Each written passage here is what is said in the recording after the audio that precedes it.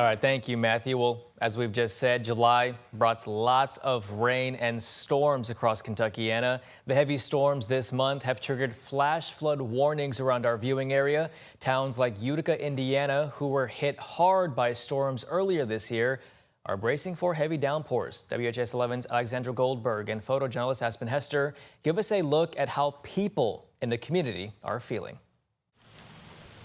Armina Kuhn's rowboat sits on her somewhat dry lawn.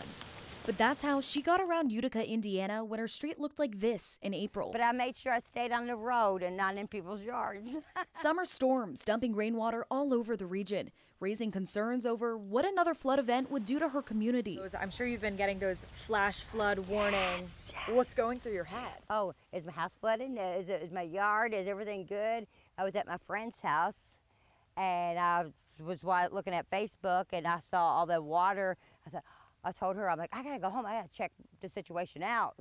Because, I mean, you never know, because sometimes it comes up so fast. We showed you this home in April. The family was gutting the place because of the floodwaters. Now it's empty, like many of the other homes in this community. They had to permanently move out. This one over, well, you can't see it through the trees, but there's another one. They just tore a house down over here. Utica Town Council President Steve Long says nearly 30 homes are vacant because they don't have permits to rebuild after sustaining severe damage in the April storms. If the house had over 50% damage, it could be totaled out. And what do? I mean, you put money into something, they get it taken away from you.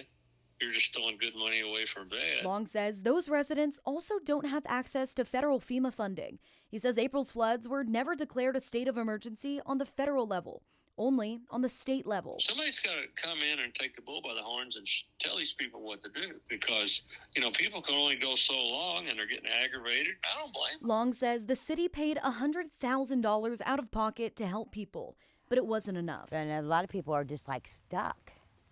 I mean, they don't have the money to even fix their own home up. Armita's house was spared, but her heart is with her displaced neighbors. Is it going to flood again? In her mind, hoping the Ohio remains tamed. In Utica, Alexandra Goldberg, WHAS 11, on your side. And the town council president says state officials are touring Utica later this month to assess damage from earlier floods. He says he hopes that will be the start to receiving help for families who need it. Kentucky Governor Andy Beshear shared a statement about the recent rain, saying, quote, Kentucky, please be aware of the heavy rain that's continuing across the state with the potential for flash flooding in some areas. Have your weather notifications on to avoid high water. Let's do what we can to keep everyone safe, end quote.